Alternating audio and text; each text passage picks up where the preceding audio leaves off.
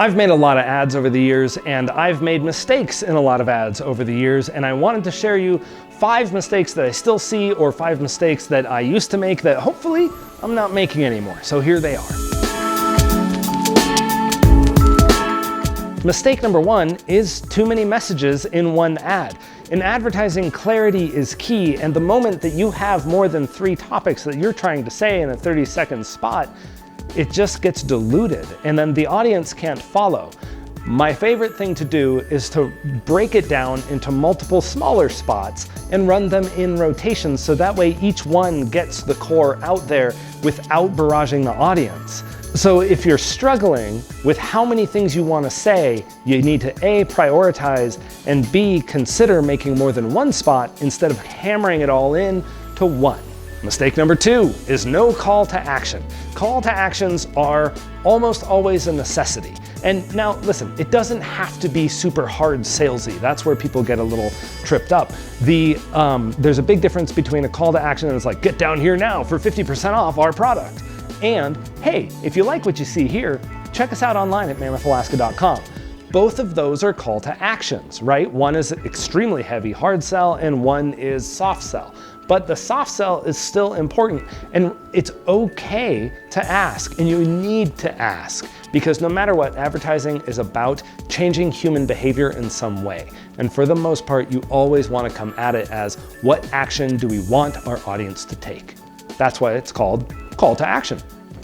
Advertising features over benefits. Listen, features are cool, gee whiz, they're nice to have on a one sheet, but they don't really tell your audience why they're important. And the reason why any feature is important, it's because it benefits the audience in some way, the end user. So you want to make sure that if you have your list of features, you dovetail into why each of those is important. And don't assume that everybody is going to catch it the first time. I had a feature set from an MRI machine that I needed to put out into the wild once, and they were so technical, the audience couldn't grasp it. So we had to really write around the features in order to explain what the benefits were. People are looking for how you can make their lives better. That is a benefit. Mistake number 4, no hook. So when you start an ad, you want to start it clear, concisely, and more importantly, as memorable as you can. And so to give you an idea, the hook to the beginning of this is me saying like, I've made mistakes, and hopefully that's enough to drive people further into the content, and then they keep going all the way through to the end. You have to remember that you have about 3 to 5 seconds to actually grab someone.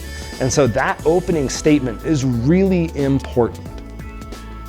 And mistake number 5, and a big one for me, is not being entertaining. Listen, ads are interruptions. They aren't invited and they aren't asked for. We put them in front of people to interrupt their day and say, look at me, look at me. The only way around making that a good experience for an audience is to be entertaining. And I'm a big believer in the fact that if you entertain, there is an unwritten contract between you and the customer. And if they are entertained by the way that you impart information, they are in turn going to do business with you. You gain credibility in their eyes simply by being fun and interesting.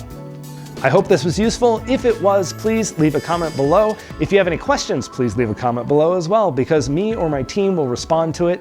And if you want to find out more about us, go to MammothAlaska.com.